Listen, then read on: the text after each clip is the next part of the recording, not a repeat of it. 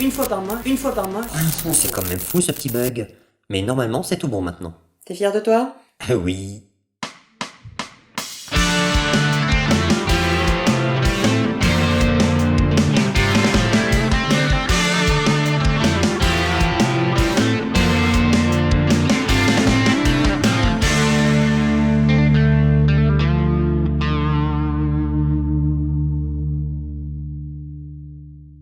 Si comme moi vous avez grandi entre la fin des années 90 et le début des années 2000, il est fort probable qu'entre deux parties de cartes Pokémon ou de billes, vous ayez passé énormément de temps devant la télé à regarder des dessins animés. Le week-end et surtout le mercredi pour ma part, il était facile de passer des matinées entières à zapper entre TF1 et France 3, ou entre Canal J et Disney Channel si vous avez le câble, bande de petits bourgeois chanceux. Autant de personnages, d'histoires et de séries qui nous ont accompagnés et qui ont souvent bâti nos imaginaires. Et aujourd'hui j'aimerais vous parler d'une en particulier qui a largement influencé mon travail, et cette série, c'est Inspecteur Gadget. Un générique culte, une structure d'épisodes répétitive mais toujours prompte aux situations absurdes et des personnages inoubliables, on ne présente plus Inspecteur Gadget tant elle est un pur produit de ces séries d'animation des années 80, ayant marqué plusieurs générations à force de rediffusion. Elle est créée en 1983 par le dessinateur Bruno Bianchi sur une idée d'Andy Hayward et produit par Jean Chalopin avec son studio Dick Entertainment, à qui l'on doit aussi Ulysse 31 ou Les Mystérieuses Cités d'Or. On retrouve d'ailleurs les compositeurs Chouki Levy et Haïm Saban à la musique et Jacques Cardona au chant des génériques des trois séries. Et là qui va là? Et là ça va pas? Oh là je suis là! Enfant du soleil, tu parcours la terre, le ciel, cherche ton chemin, c'est ta vie, c'est ton destin. Oui, ces deux génériques sont chantés par la même personne. Ça vous la coupe ça, hein? Une anecdote parfaite pour briller en société. Tout à fait. Et en parlant d'anecdotes, c'est également à ce même studio que l'on doit de très nombreuses séries tirées de jeux vidéo comme Legend of Zelda ou Super Mario côté Nintendo, et quelques séries Sonic côté Sega. Des séries qui ont d'ailleurs fait le bonheur de pas mal de youtubeurs. Des séries que vous avez bien sûr regardées pour parfaire vos recherches. Non. Ce qui a fait entre autres le grand succès de la série, c'est bien évidemment son personnage principal, l'inspecteur Gadget. Un cyborg maladroit et toujours à côté de la plaque, équipé de gadgets plus ou moins utiles sur tout son corps qu'il peut déclencher par la phrase « Go Go Gadgeto ». Affrontant le maléfique Dr Gang ou Dr Claw en VO, il est accompagné sans le savoir par sa nièce Sophie qui sauve très souvent la situation, et son chien Fino qui l'aide sous de nombreux déguisements, dans une ambiance humoristique oscillant entre une parodie de Mission Impossible et de la saga James Bond. Un succès tel que d'autres séries autour du personnage ont vu le jour, telles que Gadget Boy en 95, tout d'abord, un spin-off qui n'a pas vraiment de cohérence narrative avec l'original, Gadget et les Gadgetini en 2001 où les robots Digit et Fidget remplacent Fino, et enfin la version Netflix de 2015 où on découvre Tristan, le neveu du Dr Gang, comme reflet négatif de Sophie et visiblement encore plus gaguesque que l'original.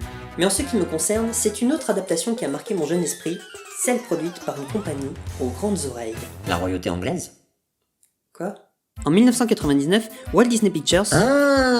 En 1999 donc, Walt Disney Pictures produit un film live-action sur l'inspecteur Gadget ainsi qu'une suite en 2003 sortie directement en vidéo. Dans le premier opus, on retrouve notamment Matthew Broderick dans le rôle de Gadget et Rupert Everett dans le rôle de Gang, qui prend ici le nom MAD comme l'organisation criminelle de l'antagoniste, tout en gardant son nom original de Claw en VO. On a aussi un casting VF de toute beauté et presque assez improbable quand on le considère 25 ans plus tard. C'est comme le compositeur du film, vous avez vu le reste de sa filmographie? Non?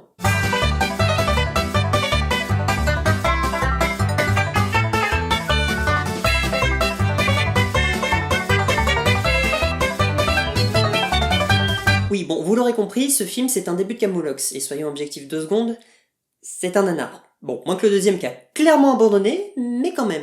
Baignant dans un kitsch total et une ambiance cartoon et barrée des films des années 90, avec parfois des blagues pas toujours très fines, les deux films ont tout de même une sorte de candeur dans leur grand n'importe quoi. Le premier opus, qui est franchement pas si mal quand on le remet dans son contexte, apporte quelques idées qui m'ont énormément plu à l'époque et que je trouve encore pertinentes, comme une origin story de Gadget, simple veilleur de nuit devenu cyborg dans une parodie du Robocop de Verhoeven, une version robotique et maléfique de l'inspecteur complètement dingue, et le plus gros point fort pour moi qui aime beaucoup les relations héros-méchants, le scénario qui lie davantage Gadget et le Dr Gang, puisque chacun est responsable de la transformation de l'autre, Gang perdant sa main gauche au profit d'une pince juste hyper classe, et qui fascinait le fan de membres robotiques que j'étais. Oui, enfin en termes de praticité, ça n'a pas l'air très... Elle tournait sur elle-même, Ezra! Ok, je vous sens beaucoup trop concerné, ça me fait peur.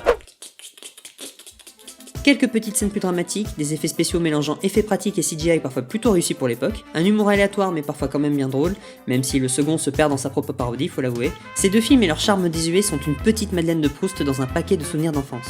Et c'est avec cette relecture filmique qu'est né de mon côté un personnage qui allait lui-même renaître sous bien des formes. Parce qu'en 2000, du haut de mes 7 ans, deux héros extrêmement originaux ont vu le jour dans ma tête. D'abord Phantom Bien, un super-héros inspiré de Superman, et Quentin Gadget. Rapport à Pif Gadget? D'accord, donc en fait t'es complètement con. Quentin Gadget, de son nom très subtil, c'était un jeu que je m'imaginais à la récréation, un mix entre Inspecteur Gadget et Action Man, vivant des missions d'agents secrets sauvant le monde.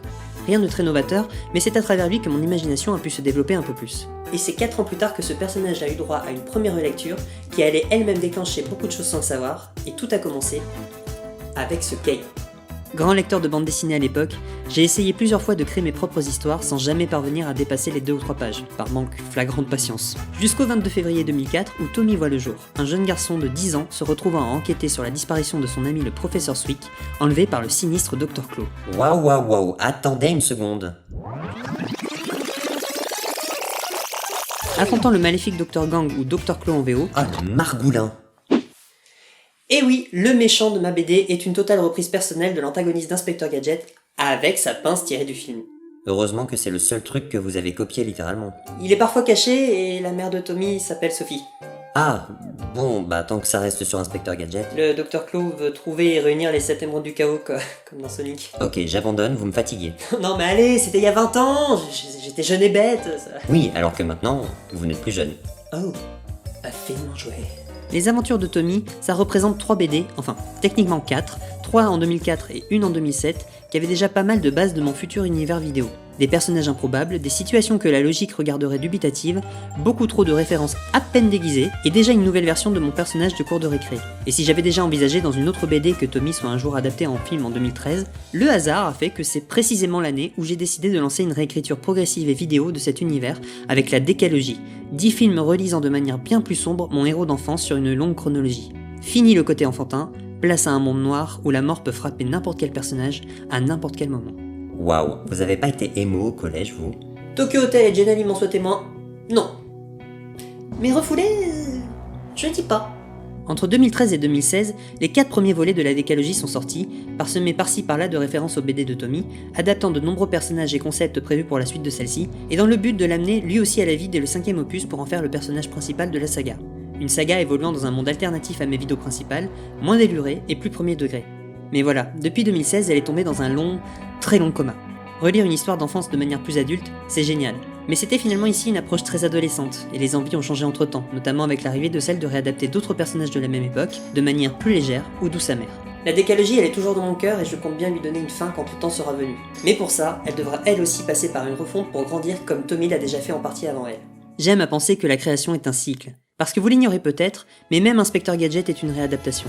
Au début des années 80, un projet de spin-off futuriste du manga et de l'anime Lupin 3, adaptation japonaise autour du personnage français d'Arsène Lupin, devait faire affronter dans l'espace son descendant Lupin 8 avec l'inspecteur Zenigata 6, un policier en impair étrangement familier, se servant de plein de gadgets différents. Ce projet n'ayant pas abouti, Andy Hayward qui était impliqué dedans a eu la fameuse idée d'un inspecteur cyborg dont je vous parlais tout à l'heure et l'a soumise à Bruno Bianchi, donnant le personnage que l'on connaît aujourd'hui. Oh, le monde est tellement petit. Oh que oui. Et ça vous laisse imaginer à quel point mon petit personnage doit à énormément de créations venues bien avant lui. Et l'influence de l'inspecteur Gadget ne s'est pas limitée à Tommy. Ces archétypes de personnages et de scénarios ont également inspiré le reste de mon univers vidéo. Qu'il s'agisse de gentils losers maladroits mais toujours vainqueurs, de personnages plus malins souvent en arrière-plan, de méchants rocambolesques au plan démesuré, ou de la logique propre à un monde où tout est possible, Inspecteur Gadget a durablement laissé sa marque dans mon esprit sous ses diverses formes. Et je ne suis pas le seul. 40 ans plus tard, le cyborg n'a pas perdu en notoriété, puisqu'il suffit de voir la relecture cynique et violente du personnage par la série Les Cassos, qui, non content de ruiner nos héros d'enfance, a donné une nouvelle image culte à Inspecteur. Et c'est finalement ça la force de la fiction en général. Les personnages peuvent facilement devenir immortels quand ils reviennent sous de nouvelles visions, que ce soit un inspecteur cyborg ou le jeu d'un enfant de 7 ans, devenu un personnage de BD, puis le socle d'un univers vidéo déjà vieux de 16 ans. Un professeur de scénario que j'ai eu en première année de licence nous avait dit un jour en cours que le but en créant, ce n'était pas de faire quelque chose d'original, parce qu'objectivement dans l'histoire humaine, tout avait déjà été fait. Il disait par contre que l'originalité, elle venait de la manière dont on allait raconter à notre façon une histoire existante. La seule chose que je n'avais pas envisagée, c'est que plusieurs versions de nous-mêmes pouvaient déjà relire différemment nos propres histoires. Complètement dingue. Et c'est pour ça que de manière générale, chaque personnage ou histoire qui me vient à l'esprit est toujours gardé précieusement dans un coin de ma tête, même si ça implique souvent d'attendre des années avant de les voir prendre vie à l'écran. Donner de nouvelles vies à de vieux souvenirs d'enfance ou à des idées furtives, c'est leur permettre de raconter de nouvelles choses. Et ça me passionne. Le passé nous compose, et ces dessins animés d'enfance sont des histoires précieuses qui ont parfois beaucoup impacté notre vie et notre imagination. Mais du coup, Si Tommy est censé exister dans la réalité alternative de la décalogie, ça veut dire qu'il n'existe pas dans la nôtre? Qui sait, Ezra? Qui sait? La vie est parfois comme une série où des personnages passent un temps, disparaissent, reviennent. J'aime à penser que Tommy est là, quelque part. Et peut-être qu'un jour, lui aussi aura un nouveau rôle à jouer, dans une nouvelle histoire.